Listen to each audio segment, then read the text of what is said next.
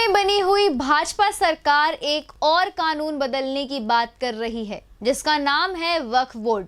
जी हाँ, लेकिन क्या आप ये जानते हैं कि वक्फ बोर्ड आखिर है क्या? सरकार इसमें बदलाव क्यों लाना चाहती है? इस बदलाव से आम लोगों को क्या और कितना फायदा होने वाला है? इन सारे सवालों का जवाब इस वीडियो में मिलने वाला है।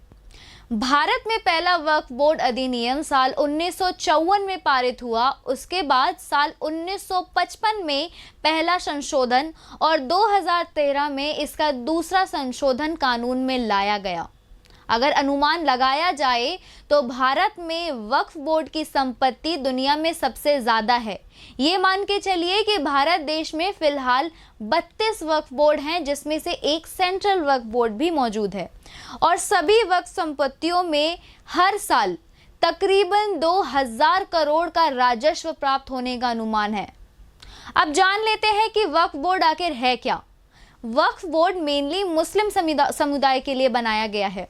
साल 1954 में, जैसा कि मैंने अभी आपको बताया, इसकी शुरुआत नेहरू जी की सरकार में की गई थी।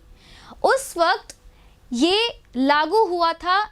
हम आपको ये भी बता दें कि वक्फ एक उर्दू शब्द है जिसका मतलब होता है अल्लाह के नाम।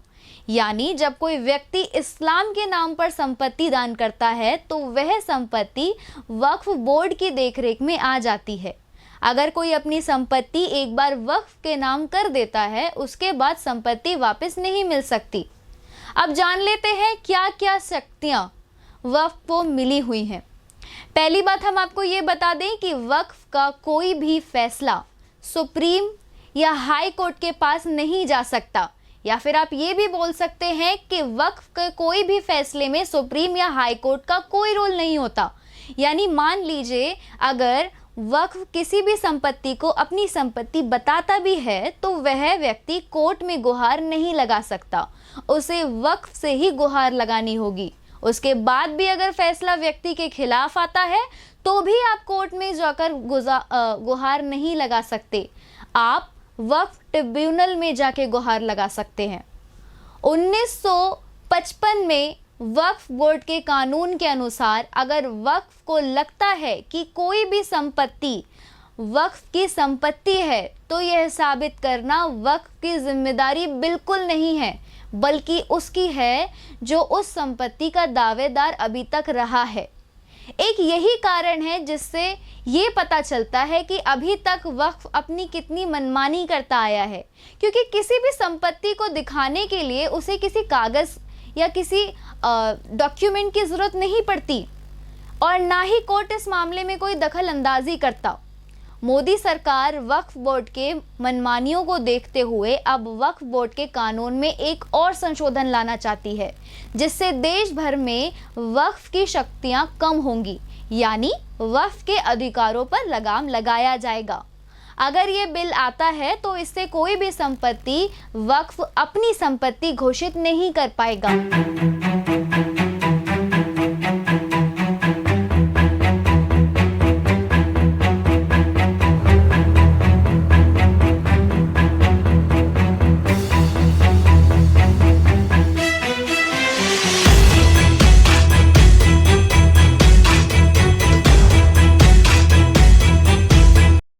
के मुताबिक हमें ये भी पता चला कि शुक्रवार को केंद्रीय कैबिनेट की बैठक हुई, जिसमें वक्फ से जुड़े 40 संशोधन पर चर्चा के बाद इसे मंजूरी दी गई।